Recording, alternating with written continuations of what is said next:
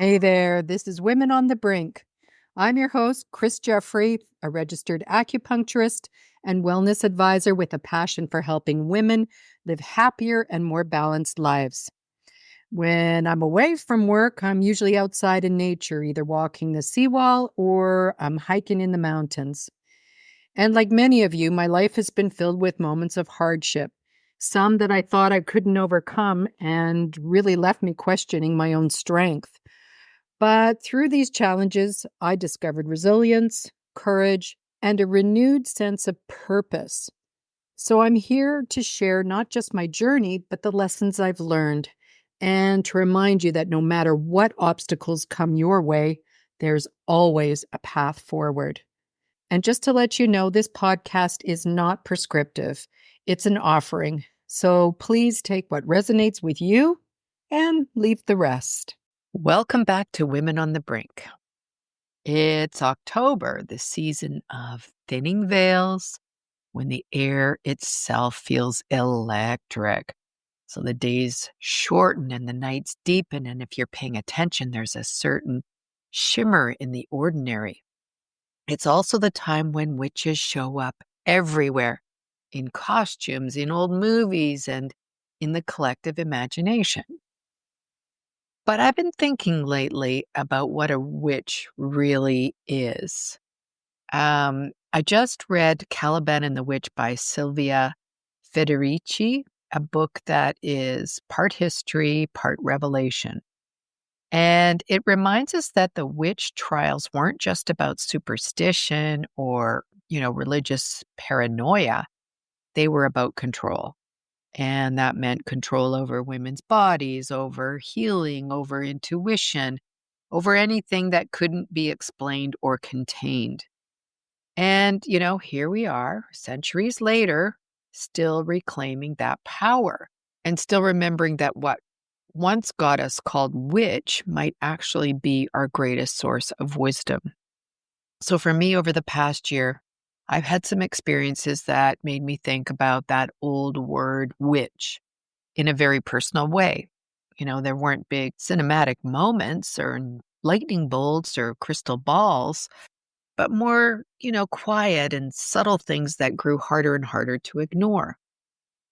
Now, of course, maybe someone could explain all this away, but when it happens again and again, you kind of start to wonder if maybe the universe is speaking a language you've just started remembering how to listen to. And maybe that's the point. Maybe intuition, the kind that hums beneath the logic, isn't strange at all. Maybe it's the most natural thing in the world. The body knows, energy knows. And when you get quiet enough, when you stop fighting yourself long enough, you start to know too. So this past year has been kind of an apprenticeship, I'd say, for me. Not in spells or rituals, but in listening. And since starting Women on the Brink, I've committed to doing the deep, messy work of my own healing and peeling back layers of people-pleasing and perfectionism and self-doubt and fear and shame. And as I've done all that, something in me has softened and probably awakened. And I've started attracting friendships that feel real and nourishing. And my family moments, even the small ones, feel more grounded and more heart-centered. And my work, the conversations I have, the women I meet, the stories I hear, just fill me with a sense of purpose that I didn't even know was possible. And I'm happier and more content and maybe just a little more magical too.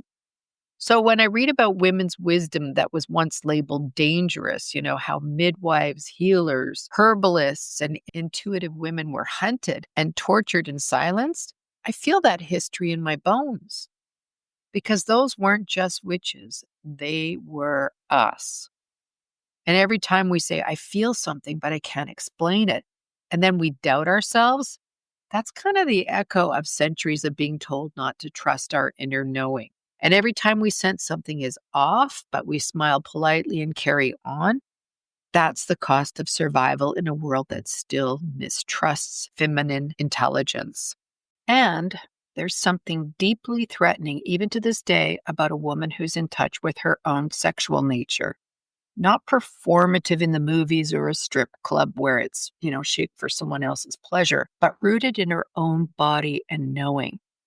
For centuries, that kind of power has been labeled dangerous and sinful and shameful because it couldn't be controlled.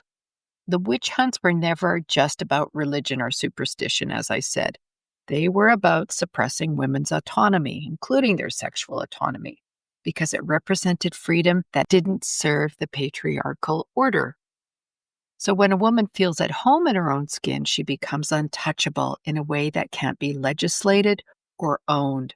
And that's the energy we're reclaiming now, the return of the woman who doesn't apologize for that aliveness. But here's what's changing. We're learning to trust it again. We're learning that intuition is data, that emotion is information, and that sensitivity isn't weakness. It's sensitivity that actually allows us to notice and to connect and to heal. So, this Halloween, as everyone dresses up as witches for fun, I want to invite you to remember what that word really means.